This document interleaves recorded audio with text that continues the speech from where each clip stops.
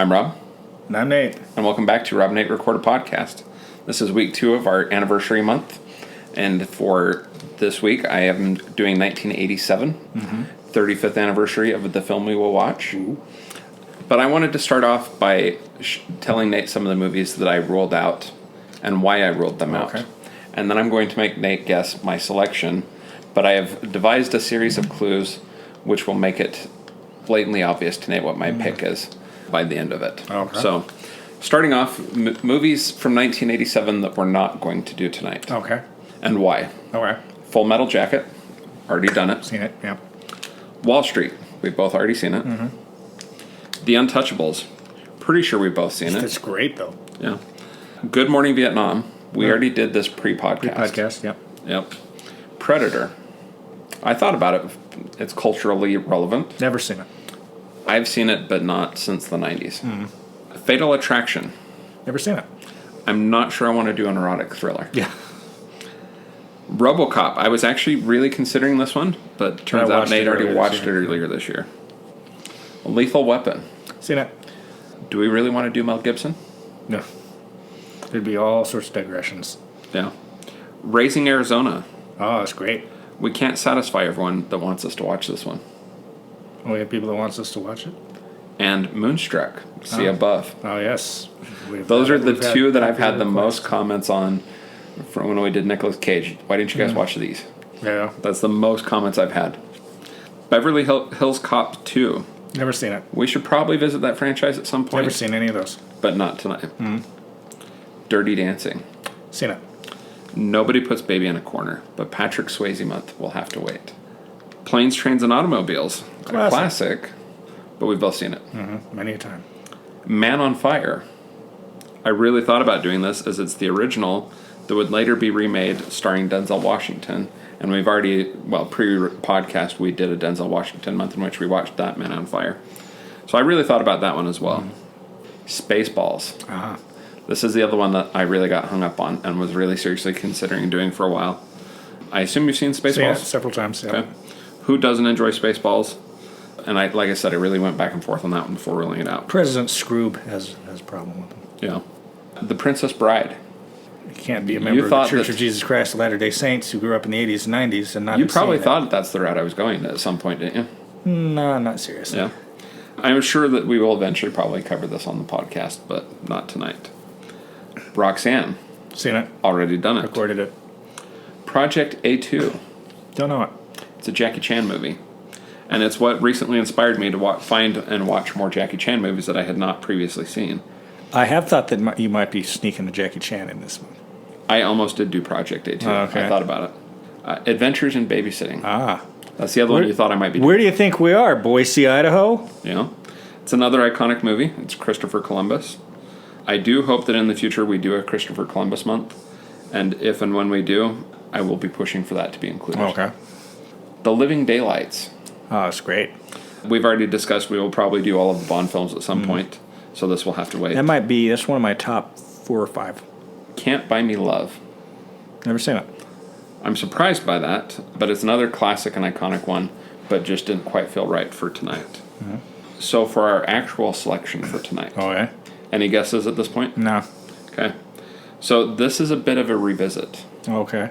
We have previously, pre-podcast, watched a remake of this title. Oh. It's a foreign film. Okay. Directed by a German. Okay. Feel free to throw out guesses at any point. All right. Tangential relation to Columbo. To Columbo. Detective Columbo? The series Columbo. All right. Yeah, Detective Columbo. In that this movie has Peter Falk in it. All right. We are going to watch a Wim Wenders film, Wings of Desire. Okay. I've never seen it. Yeah. Yep. How about that? So our selection for tonight, Wings of Desire from 1987. Wim Wenders directed, and yeah, we will be back.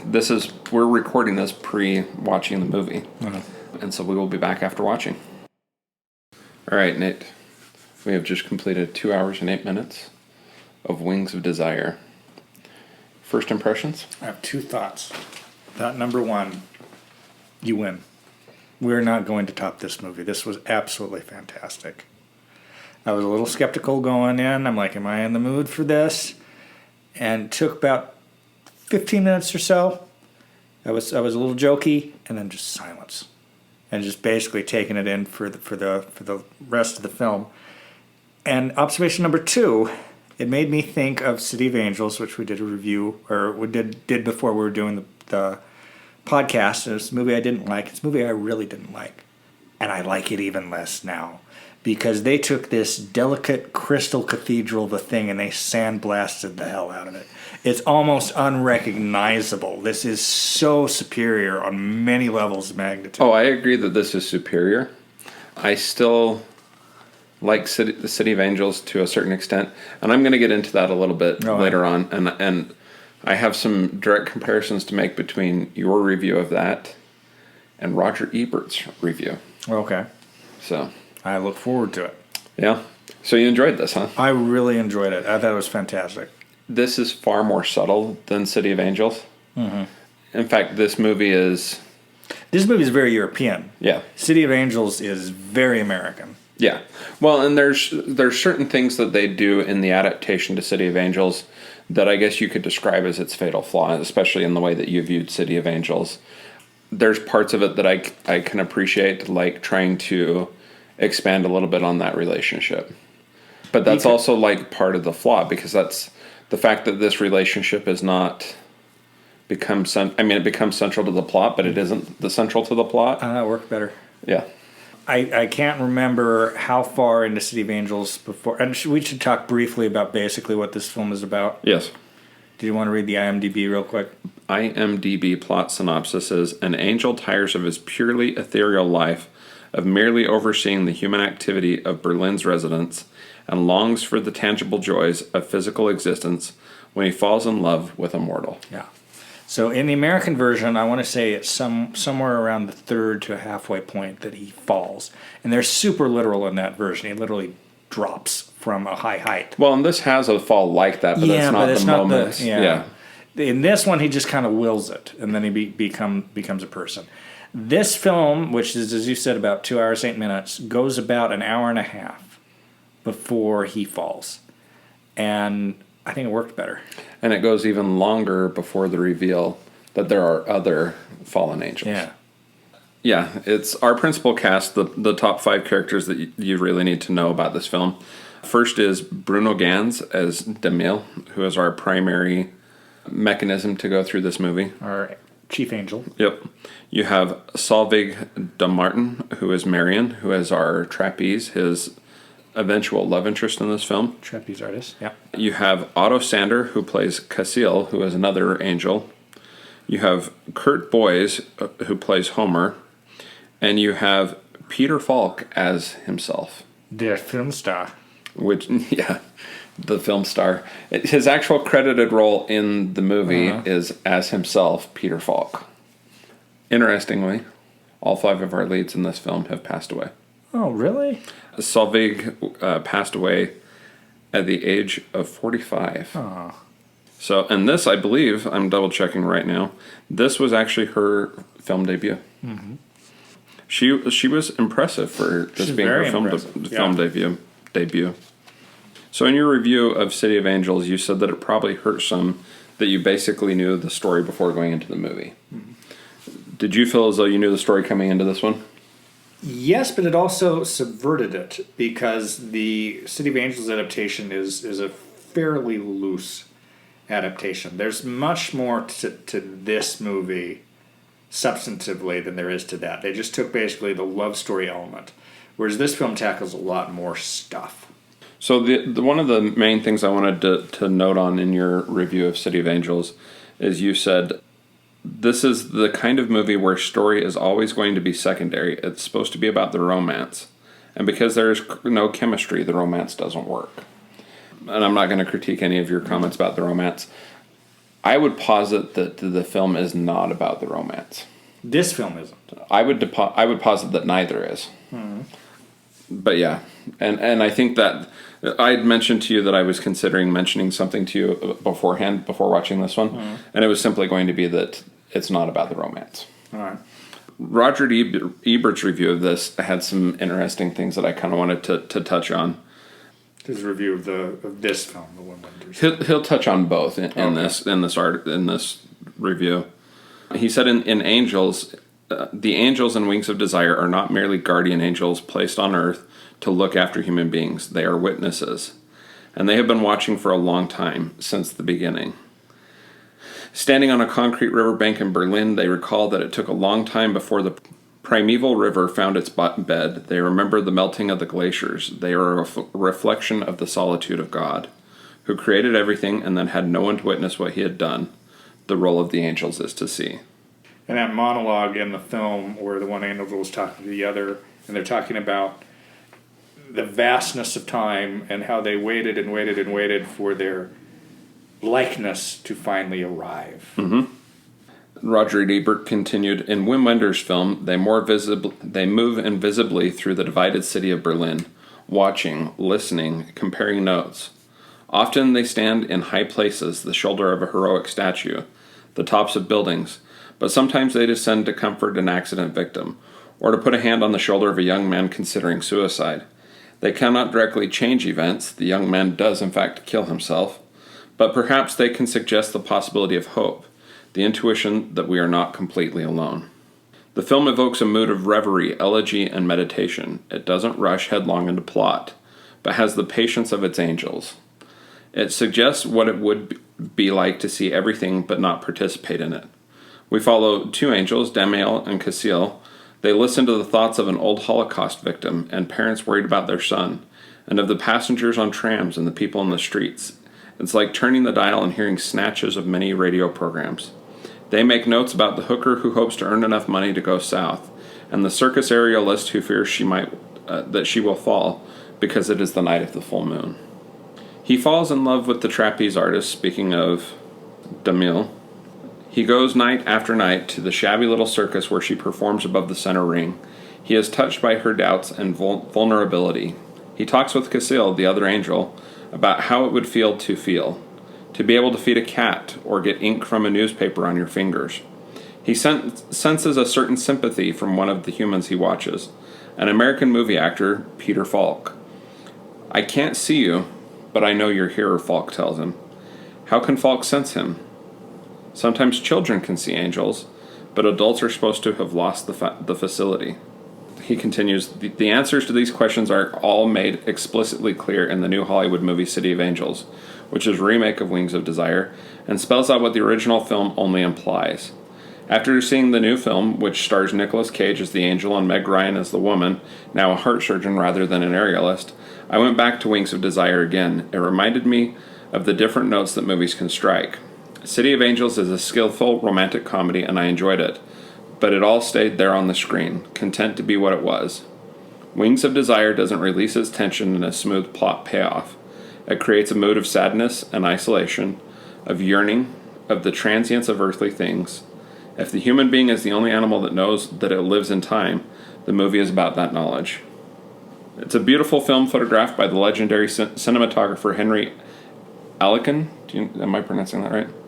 Who made the characters float weightlessly in Cockatoo's Beauty and the Beast. When he shows the point of the view of the angels, he shoots in the kind of blue-tinted monochrome. When he sees through human eyes, he shoots in color. His camera seems liberated from gravity. It floats over the city or glides down the aisle of an airplane.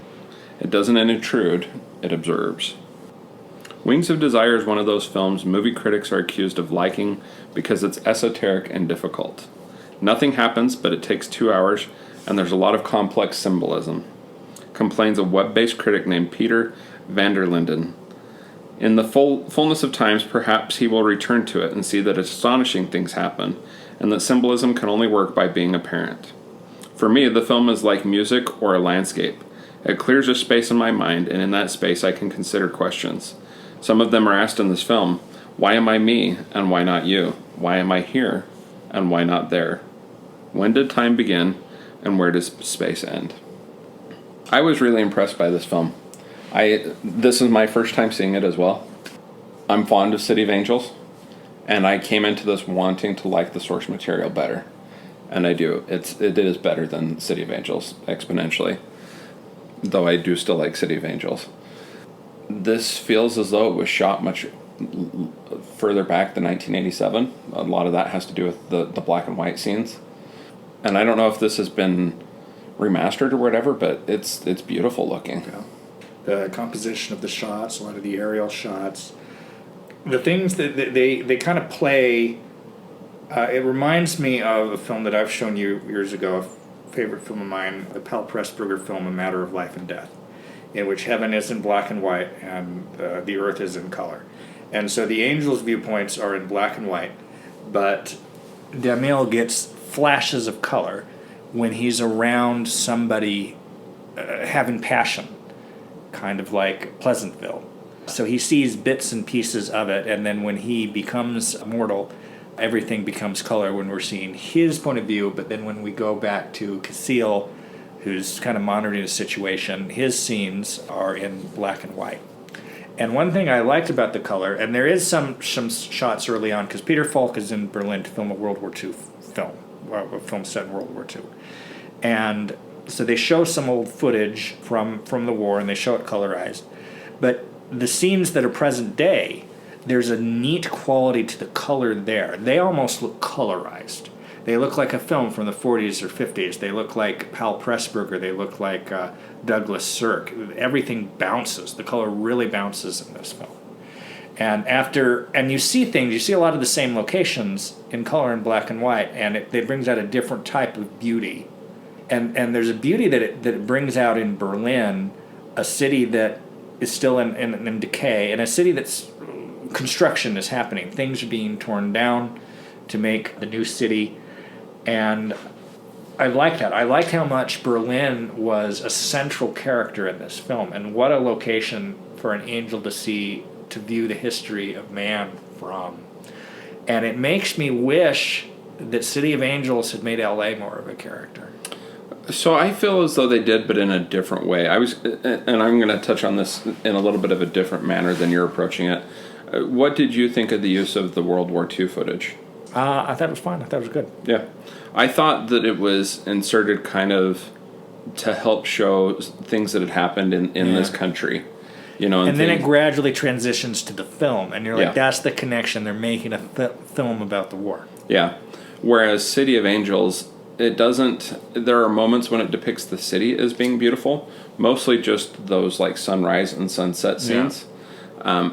And the rest of the time, they're trying to show that the city is also gritty. Mm. And I felt like that was a substitute for the character of the city of Berlin. Mm. I don't feel like it's as effective as Berlin is in this film, but I can see what they were trying to do. You have everything from that cathedral-like library. Oh, that was a wonderful library. I wish I could go there. I thought that was very effective. And so you have that beauty, and then on the other end, let's talk about the suicide scene. That was freaking tense. Is this guy going to jump or not? And it took a little bit before you realize, oh. And his thoughts, because you hear the people's thoughts, his thoughts are not hardly about the suicide. He's thinking about all sorts of random crap. And so when he goes, you are shocked that he just went. Yeah. Well, and it even shows, so he's got headphones in, so he doesn't hear the people behind him yelling for him to come back. It shows that at one point, but he's not hearing them because he's got his headphones in. And so all we're hearing is his thoughts and the music that's playing. And then, like you said, he just goes. While the angel's touching his shoulder, you're thinking maybe the old angel's going to intervene, and then he just goes. Because the angel, as Ebert said, you know, they try to bring in an inspiration. They try to impact people emotionally. And you see the one guy earlier on the subway who was thinking about suicide, and Daniel put his hand on him, and that guy 180'd. He'd like, okay, I can do this. Like, he just needed a little something. There's some people that aren't reachable. I almost, in a way, viewed that as like the beginning of the fall of DeMille. The fact that he intervenes, he maybe wasn't supposed to. I think they do. That might be reading too much into it. Yeah, I think they do, but not as overtly as they do in City of Angels. As Ebert said, it's not their primary mission. They want to help, but they are observers in an Old Testament sense more than anything. Well, and Peter Falk as the fallen angel is far more subtle than in City of Angels. Yeah. He's the equivalent of the Dennis Franz character. Yeah. I really liked the way they used Peter Falk in this. I had commented, one of the few times I commented while we were watching, it's like, I didn't think I could like Peter Falk more Oh, he's thoroughly entertaining. And super endearing. Yeah. And you think this same year he did Princess Bride. Well, there's a kind of a joke about that in this movie. Quite the year. Yeah. Well, there's a joke at one point. He's talking to the costume lady about the hats, and she says something about that one makes you look like a grandpa reading a story. Yeah. I was going to jump into a little bit of the trivia because some of it relates to some of the things we're talking about, including like the composition of some of the shots. But the first item of trivia I wanted to share, it says, in the closing titles, and this is coming from the trivia section of IMDb, it says, in the closing titles, it says, dedicated to all the former angels, but especially to Yasuhiro, Francois, and Andre. This refers to film directors Yasuhiro Ozu, Francois Truffaut, and Andrei Tarkovsky. All were favorites of director Wim Wenders. At the time of filming Wings of Desire, Truffaut and Tarkovsky had only recently passed away in 1984 and 1986. Ozu died in 1963. And this film is a 1987 release, but it is set in 1986. It was probably filmed in 1986. Yeah. Because they make that mention when the one angel is reading to the other past events. It's like 50 years ago, the Olympics. Yeah. Filming the actual Berlin Wall was prohibited. So a replica of the wall twice had to be built close to the original. The first fake wall warped in the rain because the contractor cheated the producers and built it from wood. All of the black and white sequences were shot through a one-of-a-kind filter made from a stocking that belonged to cinematographer Henry Alekin's grandmother. So that kind of weird monochrome that Ebert refers to, that's his grandmother's stocking. One day during the production of Wings of Desire, Peter Falk went missing. He had never visited Berlin before and took long walks through the city, taking in the sights and meeting people, which this movie also depicts him doing. The producers finally tracked him down in a small cafe. Falk was so enchanted with the experience of making this film, he stayed in Berlin an extra week after his role was finished, at his own expense, hoping he would get additional scenes to play. Peter Falk called his role in Wings of Desire the craziest thing that I was ever offered, but accepted after a phone call from director Wim Wenders.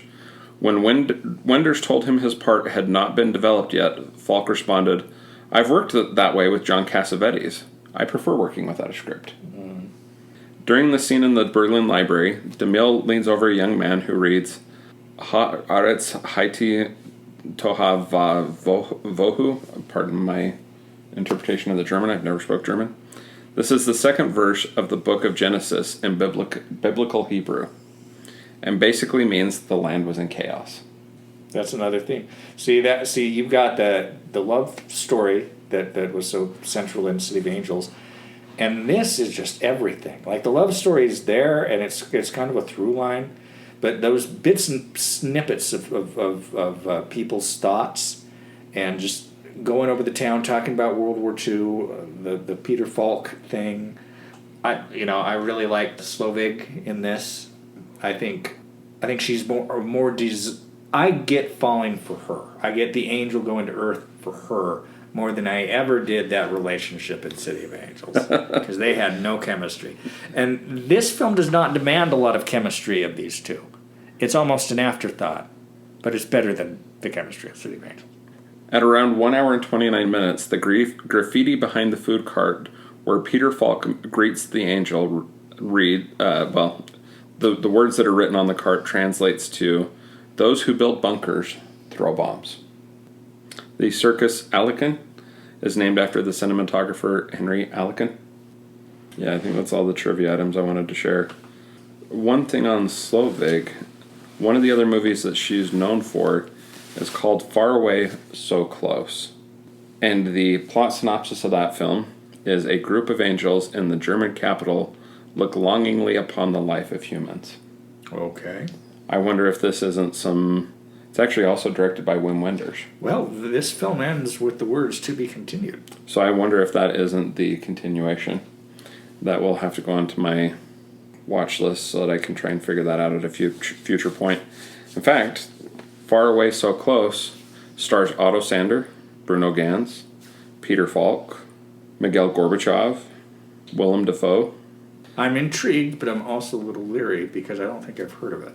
Yeah. And I think I would have heard of it if it was really good. Well, glancing at it, it has an aggregate score on IMDb of 7.2 stars. Oh, that's solid. It's from 1993, whereas this film has an aggregate rating on IMDb of an even 8 stars, which leads me to, how would you rate this? Has a 98% on Rotten Tomatoes. Really? So there's some idiot. There's a couple idiots out there. This is 4 stars, 10 out of 10. This is a fantastic movie. It is one of the best movies I've seen this year. Yeah. It's one of the best movies we've ever done on this podcast. Hats off. You really surprised me. I did not. I have like conventional drama, conventional American drama, or an action movie is where Rob's going. Just wait for me to screw it up next week. Well, that was going to be my joke. It's like now you get to just do exactly that.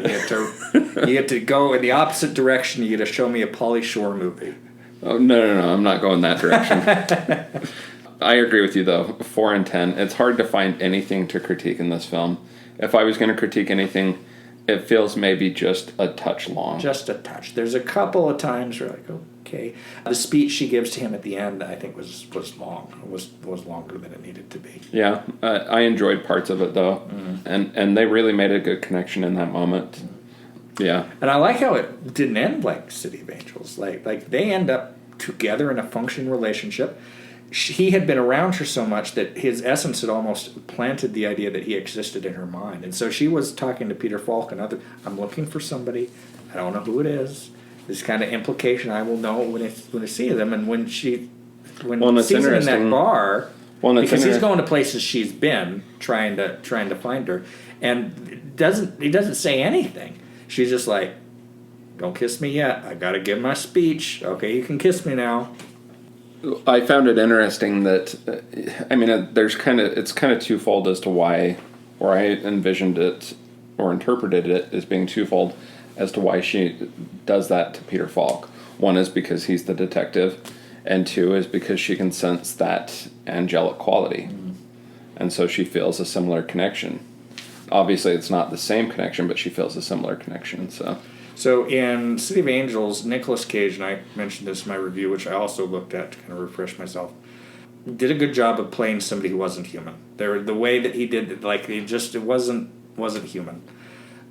But he was very detached. Bruno Gann's face, especially in black and white, has this kind of affection to it that's very angelic. He's more of an angel to me than Nicolas Cage. Yeah. I think the things that City of Angels tries to change, things like expanding on that relationship and showing more of it, because here it's implied that it goes on just fine. Yeah. But it's not actually depicted. And so I think City of Angels said, okay, we're going to depict more of this romance. We're going to depict more of what happens, but it's also humanity, so it can't just end there. And I'm not sure whether it would have been better or worse had they changed that. It is what it is. It's the choice they made. But this spends more time depicting the city and his process than it does the relationship, and I think that's part of why it's more effective. Yeah. Whereas City of Angels focuses more on the relationship. City of Angels wants to just get there. It's like we got to set it up so we can get to the thing that we wanted to do, which is the romance. This film wanted to do the heavenly observations as much or more than it wanted to do his observations becoming a human. Well, and it does both very well. Well, and there are aspects of both that are quite similar. Like this, there is that scene in City of Angels where they're in the library, or he's at the library listening to people read their books and things of that nature. It also depicts comforting people. It has the fallen angel relationship. It changes that fallen angel relationship quite a bit, and I'm not sure in hindsight now what was the actor's name in Dennis City of Franz. I'm not sure that I like the Dennis Franz basically being a glutton now. Whereas when you first watch City of Angels, if you haven't seen this, it's almost endearing. Now I'm not sure how endearing it is because Peter Falk, to a certain extent, he still is, that coffee and cigarettes type thing. Franz was a good choice to play a Falk-like part. But Falk's portrayal, like his main vice is coffee and cigarettes. That's totally different than the way Franz is just, stuffing his face, doesn't care about the coronary, the heart attack, any of that, just keeps stuffing his face and all of that. One thing the Angels did in this film that I don't recall them doing in City of Angels, which has been about 4 years since we watched that, is how they would pick up objects and it would create kind of a little spiritual replica, a rock and a pencil. And he has a conversation earlier about how everything they do is pretense. It's like, we kill a lamb and we eat it. So he's talking about things they did in biblical times. But you also get the sense that they've probably play acted eating, and they have a sense of it, but they haven't really experienced it. Yeah, I don't know how much else to say about this movie. I was quite impressed by it. Yeah, wonderful film. Like you said, 4 and 10. Highly recommend. Yeah, I'd recommend this to just about anybody. It's rated PG-13. We watched it tonight off of HBO Max. I don't think it's available streaming elsewhere. I think you have to rent it. It is not. There's no nudity in it. There is. Oh, is there? Yeah, that first time she's in the trailer. Oh, you're right. Very briefly. Yeah. But it's not a vulgar film at all. There's no real language. There's no real violence. It's gritty because it's depicting a gritty city. On IMDb, it gives you things about sex and nudity, violence and gore, profanity, alcohol, drugs and smoking, frightening and intense scenes. It lists all of those as mild. The main thing that's in it, and it has to do more with the time in which it was filmed, is the smoking. Yeah. So, yeah, great film. Easily recommend it. Rated PG-13. If you have an opportunity to watch it, go watch it. Yeah, definitely. So, I'm Rob. And I'm Nate. And this is Rob and Nate Record a Podcast. Level. You ready for this? Yeah. Okay. So the 1980s clearly... Oh, no. Introduction. Oh, sorry. I'm Rob. Well, okay. Take I'm 3. Rob. Take 4. I'm Rob. And I'm Nate. And welcome back to Rob and Nate Record a Podcast. This is week 2 of our anniversaries month. Mm-hmm. And for my year, I have 1982. 1987. 1982. I know that this is a thing. All right. You can't fool me. So how bad can I screw up on 1992 now? 92. Oh, I'm not going Pauly Shore. That's up to you. But you earned whatever the crap you want to show. See, I didn't expect something like this from you as a selection. I know when we watched City of Angels, you talked about being interested in seeing this, and I remember it was showing at the International Cinema down at BYU at one point, and I think there was vague talk about seeing it, but obviously... I think it was the same day as a football game, though, was the issue. Yeah. So, yeah. This would be one to see on the big screen. If we had the opportunity, it absolutely would. Yeah. Yeah. In fact, I'm kind of disappointed it's not on a big screen somewhere this year. Like, why isn't this one of the TCM big screen classics? Yeah. Yeah, or at the Salt Lake Film Society. Yeah. This was great. I was also kind of surprised by this film. I didn't know much about it going into it other than its connection to City of Angels and that it was well regarded and well reviewed on IMDb and that Roger Ebert really likes it. In fact, Ebert included it in one of his great films books. It's ranked number 34 on non-English speaking films in the critics poll conducted by the BBC in 2018. It was number 7 on Roger Ebert's list of the best films of 1988. Included among the 1001 movies to see before you must die, edited by Steven Schneider. And it's part of the Criterion Collection, Spine number 490. It's been a while since I've seen a good European art film. And it kind of evokes that kind of, I kind of want to see more things in this school. And one thing, I think it's changed what I want to do this weekend. I think I want to go downtown and walk around. Mm-hmm. And just see things and people, which I haven't really done this summer, and I usually do. You probably haven't done it a lot since COVID. Yeah. Yeah. It makes me want to be out among people and look at stuff. You'll have to find like a restaurant and just sit down at a table. Yeah. With some little bit of food and a beverage. Mm. Well, I pulled one out. It's nice to surprise you every once in a while. This is not the first time I've surprised you, but it's perhaps my best surprise. Mm. Yeah. It really has me reconsidering. I was about 80% where I was going to go next week. And now I'm reconsidering. I had mentioned that I had a film I was strongly considering a German film for Halloween that's also black and white. I'm not sure I want to do that now because Well, I think it might be kind of. Part of me also wants to stick with what I was originally planning for next week, or leaning towards for next week, simply because there's no way I'm going to top this. So Yeah, you might as why well. try? So might just throw in something that's intended to be more fun next week. Though this was plenty enjoyable. Oh yeah, Yeah. I was glued to the screen. Yeah.